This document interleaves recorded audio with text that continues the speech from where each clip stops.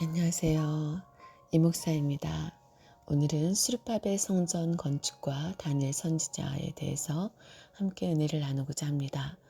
이스라엘 백성을 바벨론 포로에서 해방한 왕은 고레스였고 그때 활동했던 하나님의 선지자는 다니엘이었습니다.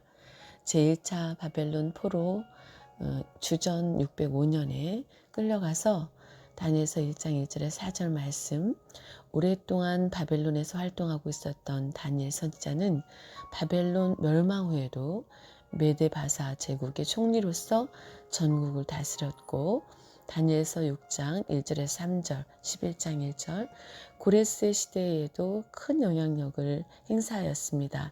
다니엘서 1장 21절, 6장 28절.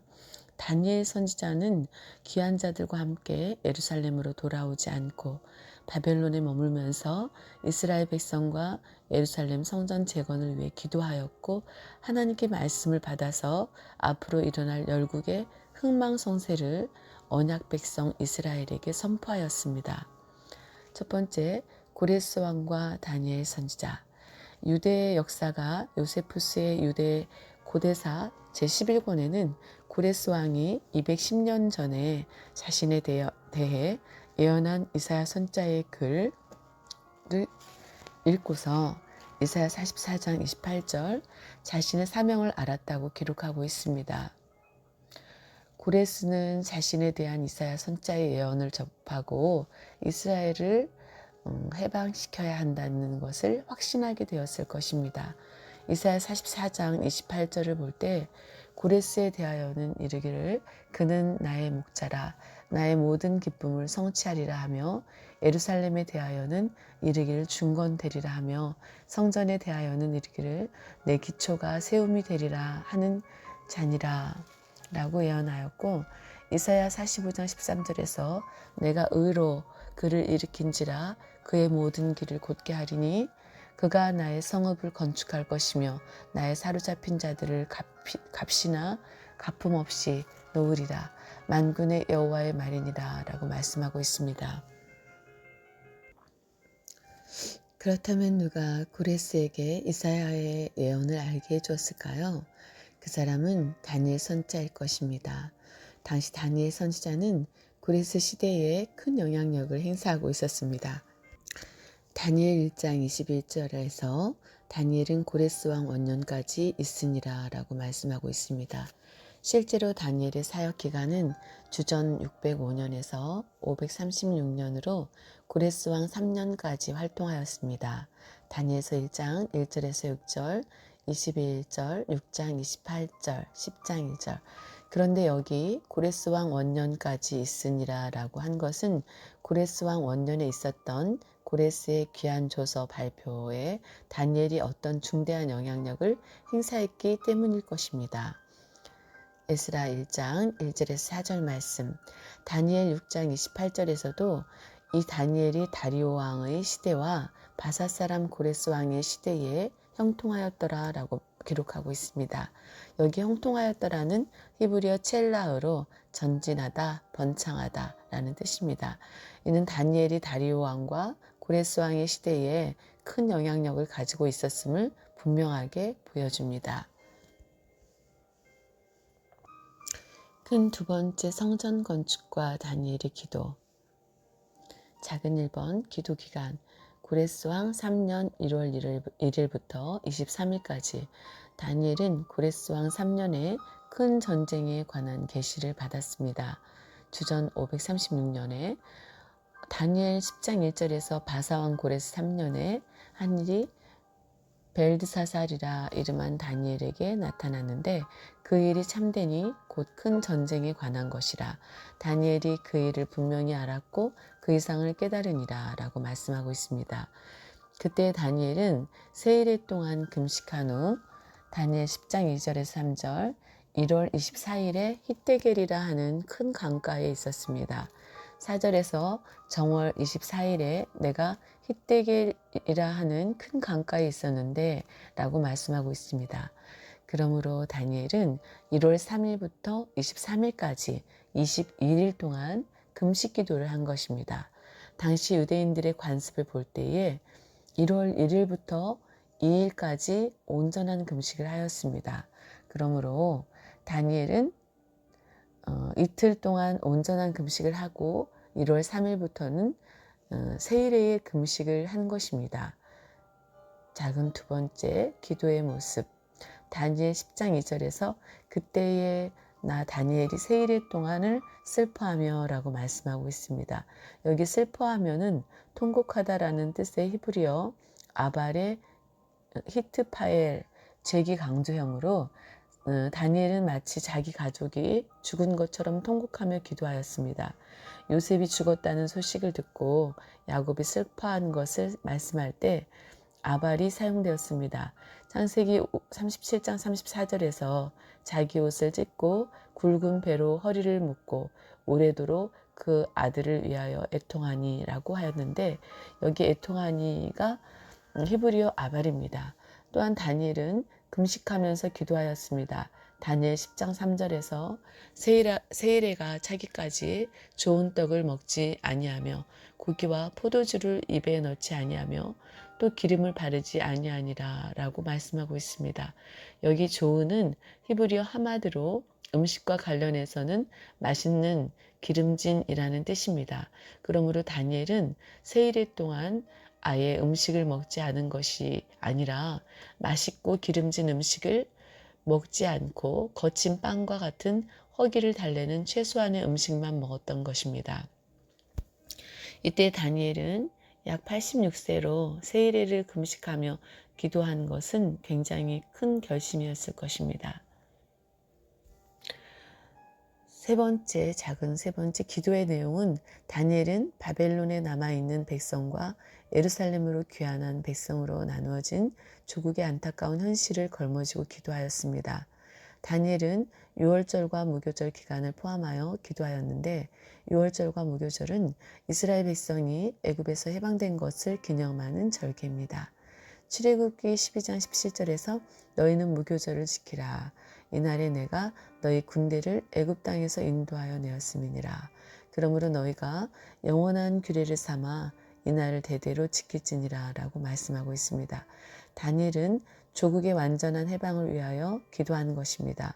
또한 다니엘은 성전 건축을 걸머쥐고 기도하였습니다. 다니엘은 다리오 원년 비시나트 아하트 통치 1년인 주전 538년에 에레미야서를 읽다가 70년 만에 바벨론에서 해방된다는 예언 에레미야 29장 10절의 말씀을 깨달았습니다. 다니엘서 9장 1절에서 2절. 이때는 다니엘이 제1차 바벨론 포로로 끌려온 주전 605년으로부터 약 67년이 지난 해였습니다. 그리고 같은 해에 고레스는 다리오 왕에게 왕위를 물려받고 포로 귀환령을 선포하였습니다. 하나님께서 고레스를 통해 제1차 바벨론 포로 귀환을 선포하게 하신 목적은 성전 건축을 위한 것이었습니다. 에스라 1장 2절에서 3절 바사왕 고레스는 말하노니 하늘의 신 여호와께서 세상 만국으로 내게 주셨고 나를 명하사 유다 에루살렘의 전을 건축하라 하셨나니 이스라엘의 하나님은 참 신이시라. 너희 중에 무릇 그 백성 된 자는 다 유다 예루살렘으로 올라가서 거기 있는 여호와의 전을 건축하라. 너희 하나님이 함께 하시기를 원하노라. 에스라 1장 5절. 이에 유다와 베냐민 족장들과 제사장들과 레위 사람들과 무릇 그 마음이 하나님께 감동을 받고 올라가서 예루살렘 여호와의 전을 건축고자 하는 자가 다 일어나니 고레스의 명령에 따라 예루살렘으로 돌아온 귀환자들은 고레스 제2년 주전 537년 7월에 예루살렘에 모였습니다. 에스라 3장 1절. 그리고 공사를 준비하여 예루살렘에 도착한 제2년 2월에 성전 재건을 시작하였습니다. 에스라 3장 8절. 에스라는 바사왕의 통치 연대를 따라 니산 기준 방식을 사용해서 에스라서의 연대를 표기하였는데 성전의 재건을 기록할 때는 귀환자들이 예루살렘에 모인 7월을 기점으로 하여 티시리 기준 방식으로 연대를 기록하였습니다. 이는 아마도 티시리 기준 방식으로 건축 기간을 기록한 솔로몬 성전의 전통 왕상 6장 1절 38절을 따르기 위한 것으로 보입니다. 다니엘은 자신이 기도한 해이자 성전 건축이 시작된 해를 티시리 기준 방식을 사용하여 고레스 제3년으로 기록하였습니다.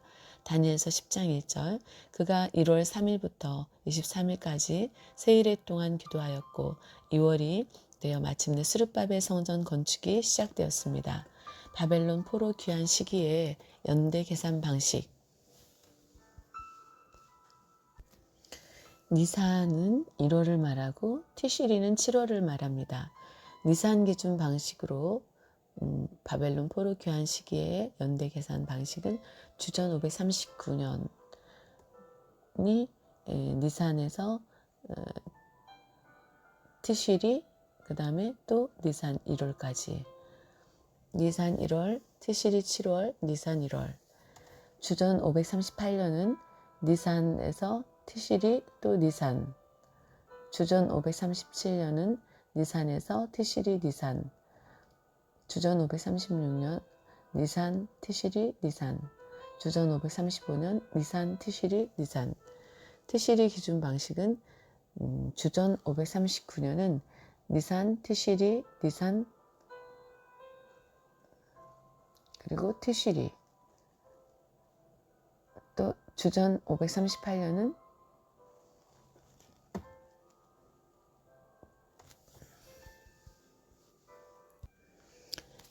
좀 어렵죠.